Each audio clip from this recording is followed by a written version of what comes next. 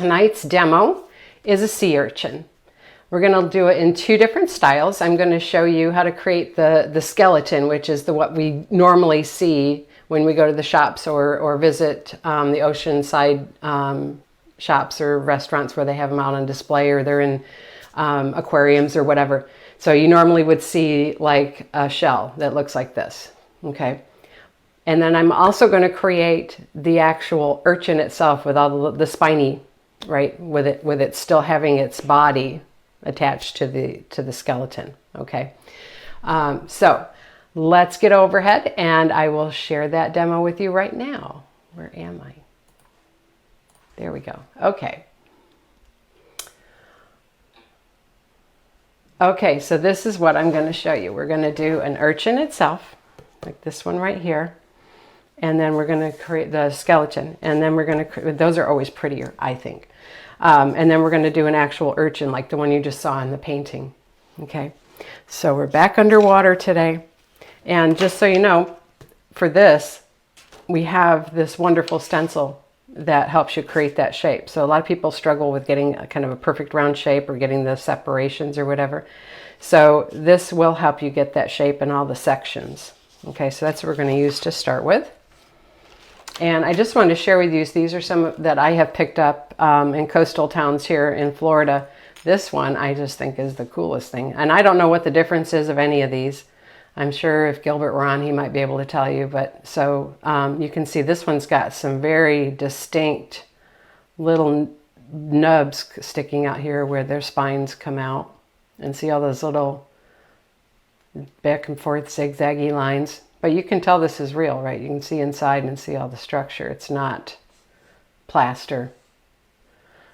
Okay, and then this one, this is kind of the pattern for the one I'm showing you tonight. I just added some of my own touches, but it's got a pastel-y looking purple tone to it.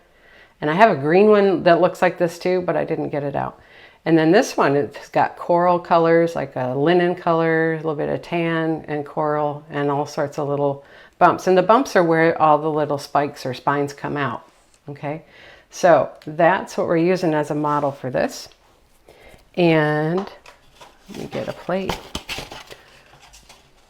Okay, so let's put out some colors. For my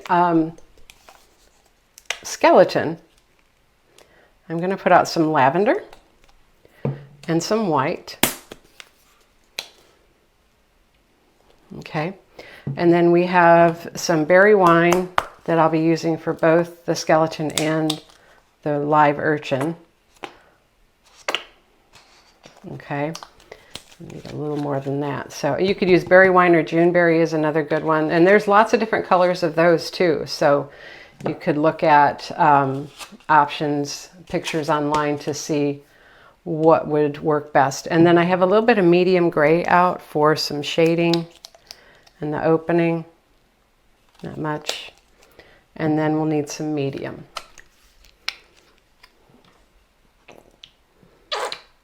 Okay, there we go.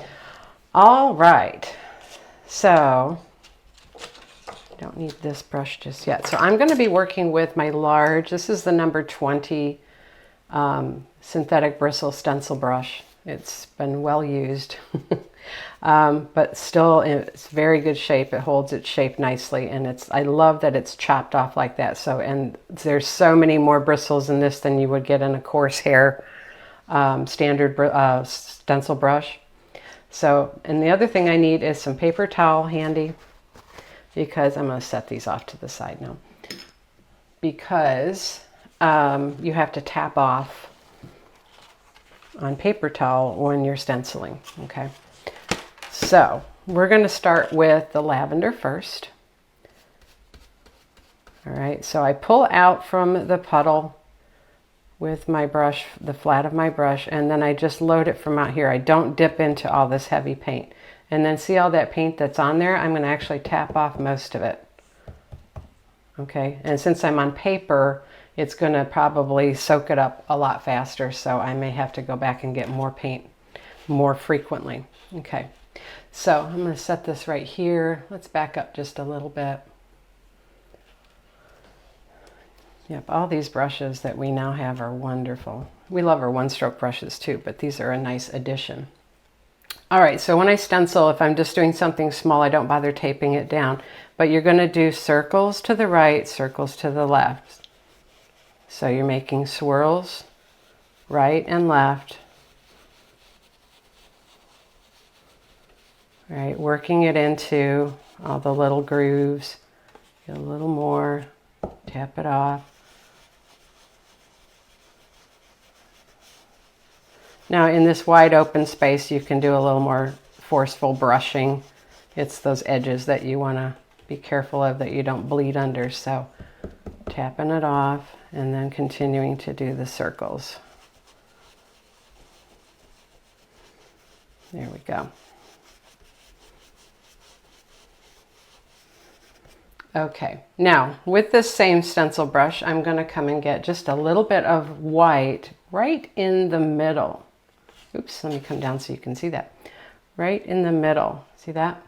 And then I'm going to pounce to work that in. Get a little bit more right in the middle. It looks like a little smile, see that? Pounce that off, and then I'm going to come tap that off on paper towel. All right, and what I'm going to do with that white is I'm going to come right here in between and add a sweep of highlight.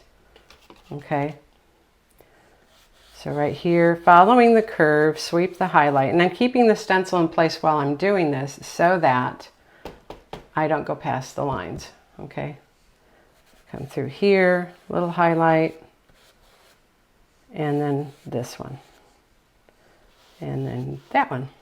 Okay, so you've just added this little bit of highlight right through the center of the design. Now I can lift my stencil away and set that out of the way. So see how we've got a really nice design and some nice open lines, and that's where all our dots are going to go. All right, so I'm done with my stencil brush. I'm going to go ahead and clean that off. Don't leave them in water. You want to give them just a good pounce or a rake if you have to, and then lay them on paper towel to dry. Okay, so now what I want to do is I'm going to come get a 12 flat, get that damp, and I'm going to load some medium on that, mostly because I'm on paper, but also because I want it to be a thinner color than what I have on here. All right, and then I'm going to come and load from the side of the petal with the lavender and the medium. So it's a thin, almost watercolory. See how thin it is on my brush? All right, so then I'm going to come from here and see how I'm just sweeping down. I can come down closer so you guys can see. So medium and lavender, and we're going to sweep up, get the outside shape.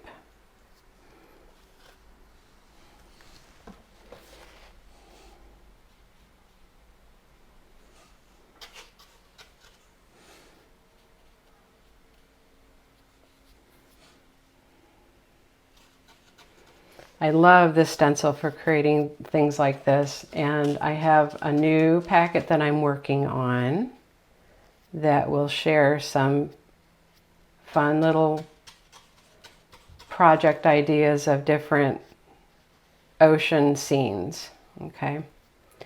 And it will utilize this as well as my new stencil, and that packet's going to be coming out later in March, so I'll share that with you as soon as it's ready.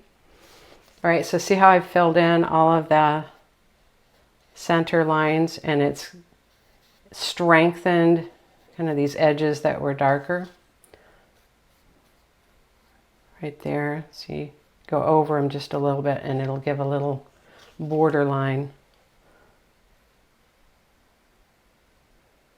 There we go.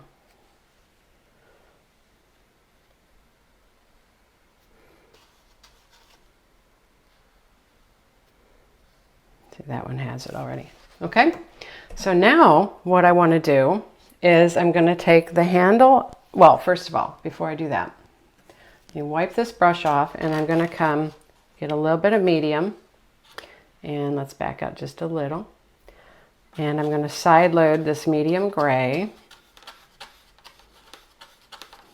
Okay, and we're going to add the opening, right? This is where the body of the urchin came out. I don't know enough about urchins. I should have done some research on these guys. Flip it over. You're going right to the edges of those lines that came up. Okay, and then I'm going to get just a little bit of white on the other half of my brush.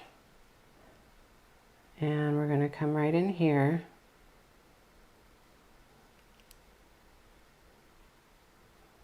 There we go. All right, so now you can see kind of down in the opening.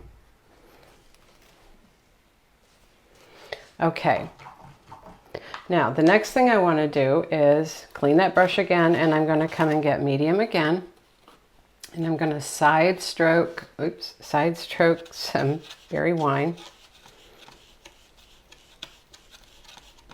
Get a nice strong load, a little bit more medium, work that in. Okay, so remember when you're shading, you're on the flat of the brush, okay?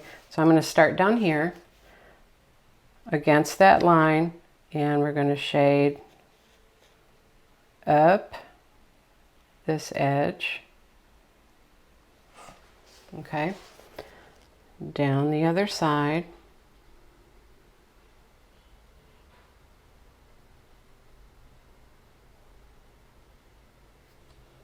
All right. This edge here. So you're going in between the segments.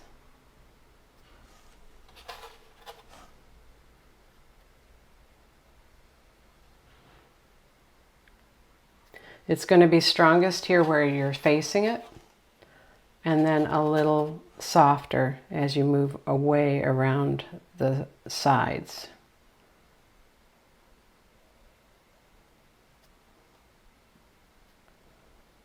See there? Now you don't go all the way around the edge, that's purple, right? You just go to where it disappears. So the same thing over here. Right to there. And then reverse the brush and come back up the other side on the flat.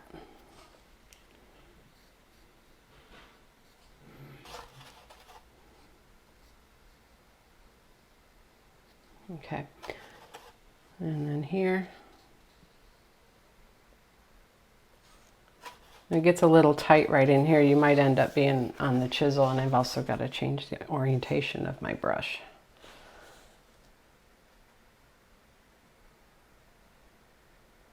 There we go.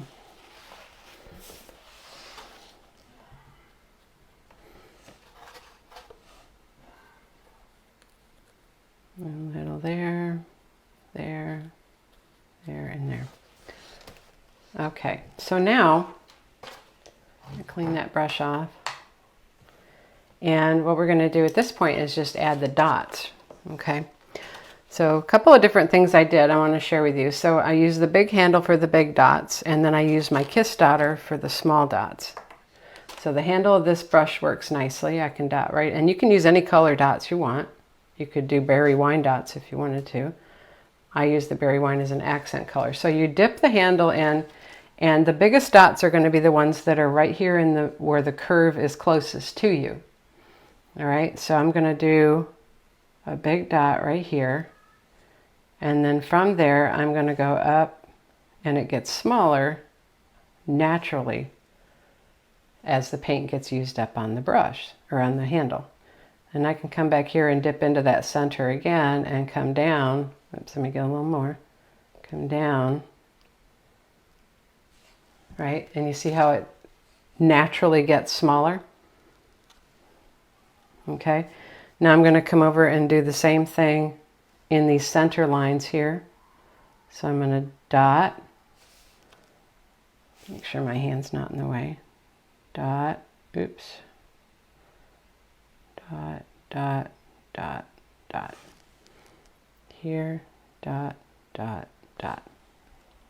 Okay. And come right in here, dot the center, and then remember to follow the curve of that section. So it's curving to the right on the right side. Right, and then over here on the left, dot.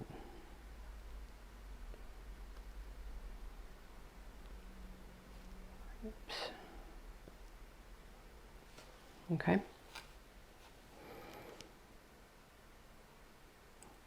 I almost went to the top.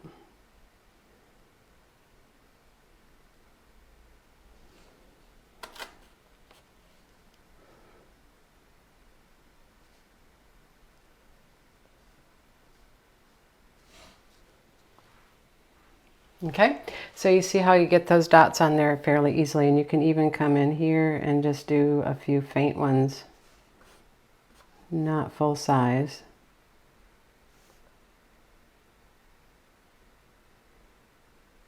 Going down. Oh, we forgot these stripes here. Do, do, do, do, do. There, there.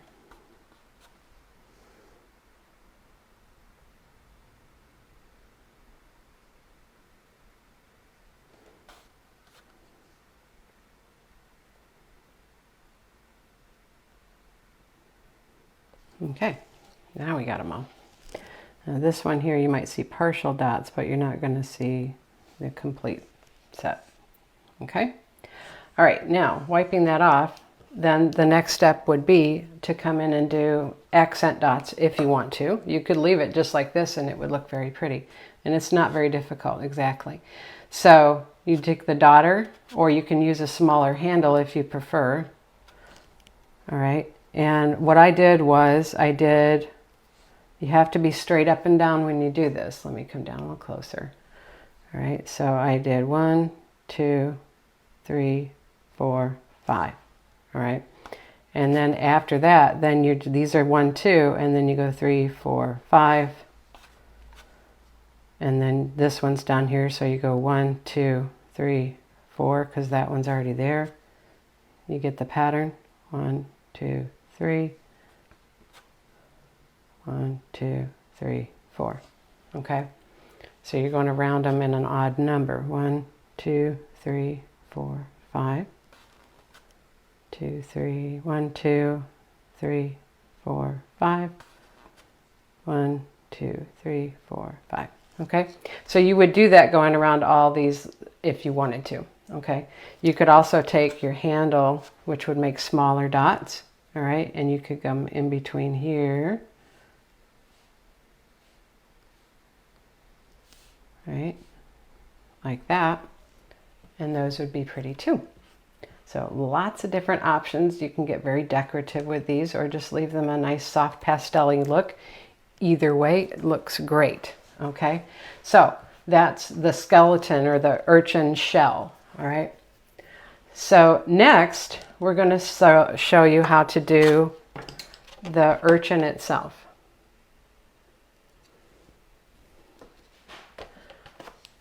All right, and so what I'm going to do here is with my mop first, I'm going to get a lot of, actually, yeah, well, I'll do the mop. I'm going to get a lot of berry wine. I'm going to find a center right here, and I'm going to sweep out dark berry wine from that center. Okay, so you need a lot of this paint to start with, to make this center dark. And as I'm sweeping it out,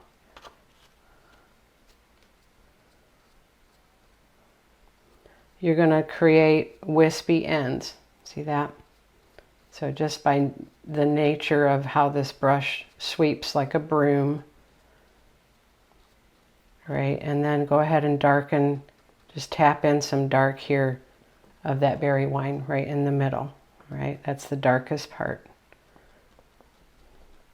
Okay, now you can take a rake brush at this point, and we can create some of the spines sticking out in the background first.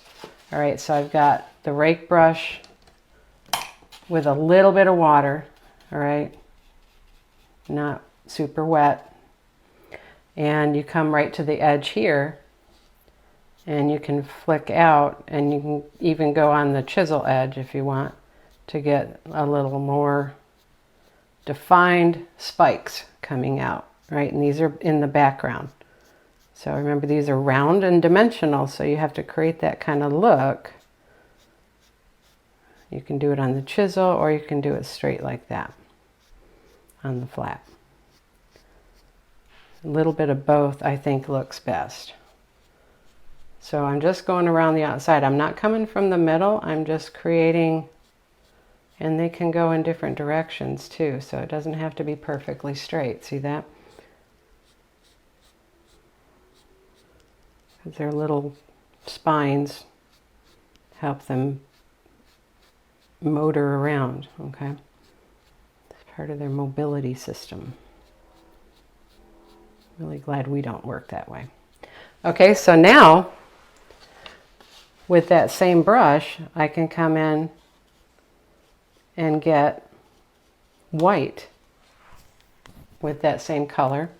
And I can come in a little bit closer to the center, still not all the way, a little more white. I want to be able to see it. There we go. All right, so it looks bright, but it's actually going to die or mute down when it dries. So I'm on the chisel, which is allowing me to create more of a spiny look. Still not coming all the way into the center.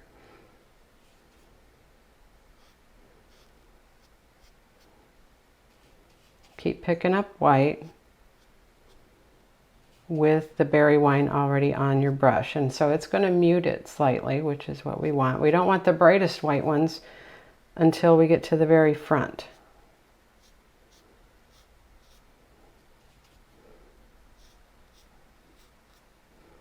Okay, so now more heavier white, picking up heavier white. And you can do a few that are long, but mostly what you're going to see is the short ends that are coming out of this darker area. So they're short, but they're brighter white. See that?